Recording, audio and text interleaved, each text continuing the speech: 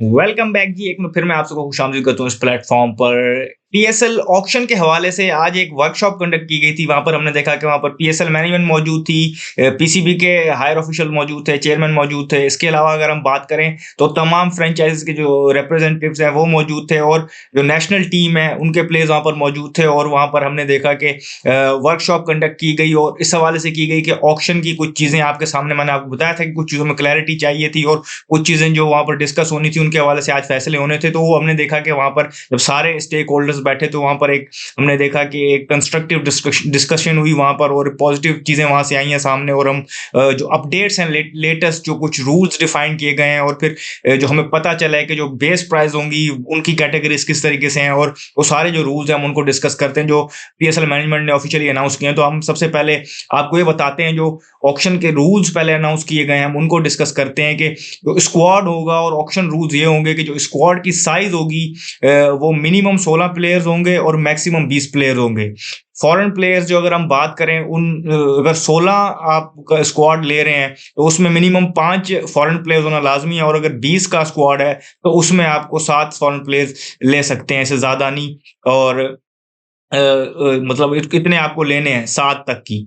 और अगर हम प्लेइंग 11 की बात करें तो वहां पर आपको एक रूल पता है जो कंटिन्यू चलता आ रहा है कि आपने मिनिमम 3 फॉरेन प्लेयर्स खिलाने हैं अपनी प्लेइंग 11 में, और मैक्सिमम आप 4 फॉरेन प्लेयर्स खिला सकते हैं। इस मरतबा एक नया रूल ये आया है कि हम इससे पहले देखते थे कि इमर्जिंग कैटेगरी होती थी कि आपको इमर्जिंग कैटेगरी में प्लेयर्स पिक करने होते थे, और वो अंडर 19 होते थे और अनकैप होते थे। अब उसको थोड़ा चेंज किया गया है, और ये बताया गया है कि अंडर 23 के जो प्लेयर हैं, मिनिमम आपको 2 अनकैप प्लेयर अंडर 23 के अपने स्क्वाड में रखने हैं, और उनमें से एक मिनिमम एक है अंडर 23 का प्लेयर, उसको आपने प्लेइंग लेवल में खिलाना है।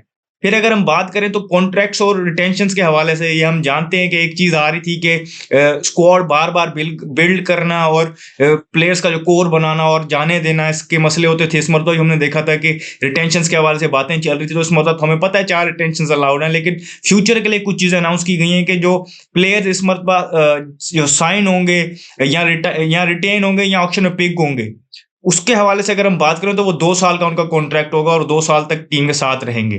फिर अगर हम बात करें तो जो अगले सीजन की बात होगी, अ, अगले पीएसएल 7 के बाद जो पीएसएल 12 की अगर हम बात करें तो वहां पर आपके सामने फ्रेंचाइजीज को 7 रिटेंशन अलाउ होंगी। अभी हम देख रहे हैं कि 4 है, और नेक्स्ट मरतबा जो होगा ऑक्शन उससे पहले 7 रिटेंशन अलाउड होंगी। इसका मतलब एक कोर आप उसको बिल्ड कर सकते हैं और उसको अपने पास रख सकते हैं। इसके अलावा एक और चीज की आपको बताते चलें कि जो उससे नेक्स्ट सीजन होगा, यानी कि पीएसएल 13 के से पहले जो ऑक्शन होगा वो ग्रैंड ऑक्शन होगा, और उससे पहले जो फ्रेंचाइज है उनको मैक्सिमम 5 रिटेंशन अलाउ होंगी। तो इस तरीके से फ्यूचर के हवाले से भी चीज़ों को बताया गया ताकि लीग कंपेटिटिव भी हो, और उसके अलावा जो वो पुरानी फ्रेंचाइजेज हैं या जो सारी फ्रेंचाइजेज हैं उनके साथ जो उनका एक कोर बिल्ट होगा वो उसको भी जिसे कहते हैं कि आप उसको रख सकते हैं उस तरीके से कि कंटिन्यू करें, और एक कोर को आप बिल्ड करें और फिर उसके अराउंड बाकी टीम बिल्ड करें ऑक्शन में जाके। तो ये इस तरीके से होगा।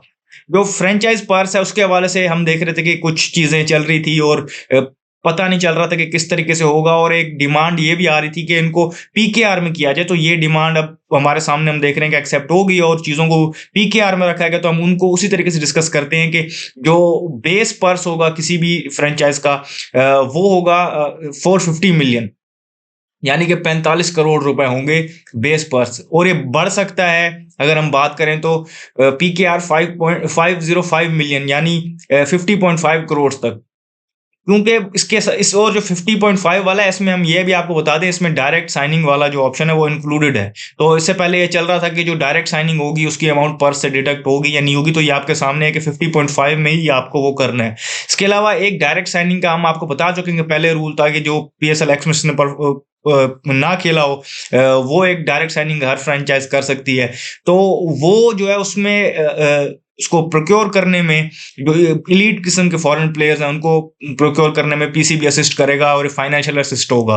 तो इस तरीके से ये रूल्स कुछ डिफाइंड किए गए हैं। तो इस तरीके से हमने देखा कि जो प्लेयर ऑक्शन के हवाले से जो आज डिस्कस किए गए रूल, तो हमको पता चल गया कि काफी सारी चीजें हमारे पास पहले क्लियर थी। एक नई चीज हमारे सामने ये आई कि अंडर 23 वाले प्लेयर जो हैं वो 2 आपको अनकैप्ड रखने पड़ेंगे, और प्लेइंग 11 में 1 खिलाना पड़ेगा। बेस पर्स और जो डायरेक्ट साइनिंग के हवाले से वो भी हमें क्लैरिटी आ गई है।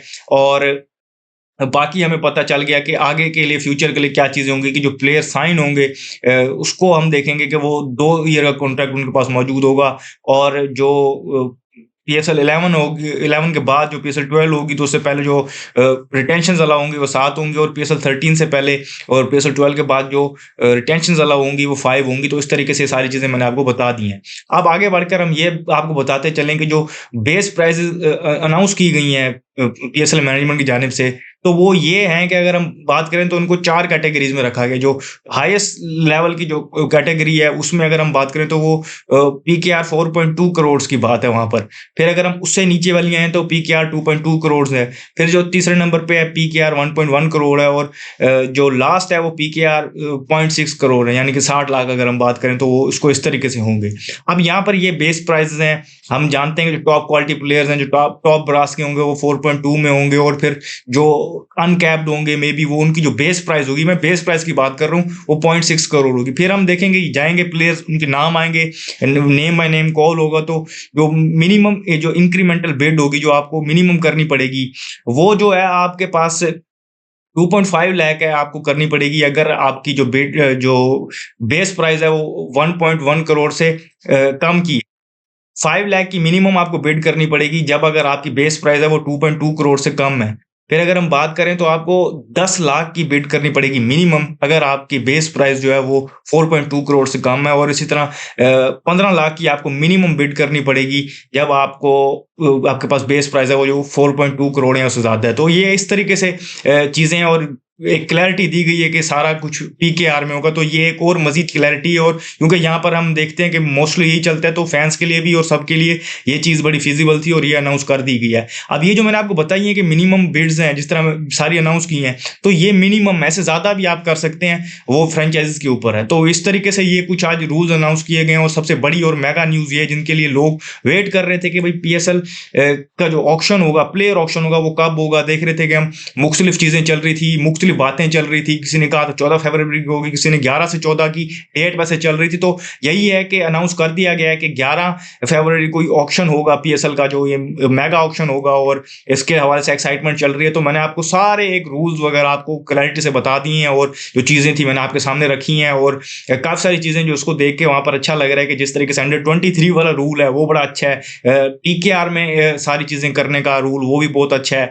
फिर अगर हम ये चीज़ देखें कि जो बेस प्राइजेस भी रखी गई हैं वो भी मार्केट रेट के हवाले से ठीक रखी गई हैं। आप प्लेयर्स जो होंगे फॉरेन या लोकल, उनके हवाले से आप ये चीज़ कह सकते हैं कि आप वो अपनी जो रियल मार्केट वैल्यू है उसके हवाले से ही जाएंगे, वहाँ पर जो उनकी बनती है और जो डिजर्विंग होंगे उस तरीके से जाएंगे। तो वो बड़ा एक अच्छा चीज़ देखने को मिली है। तो जो भी फर्दर अपडेट्स होंगी हम आपको इस हवाले से देंगे। इस वीडियो में फिर वक्त इतनी।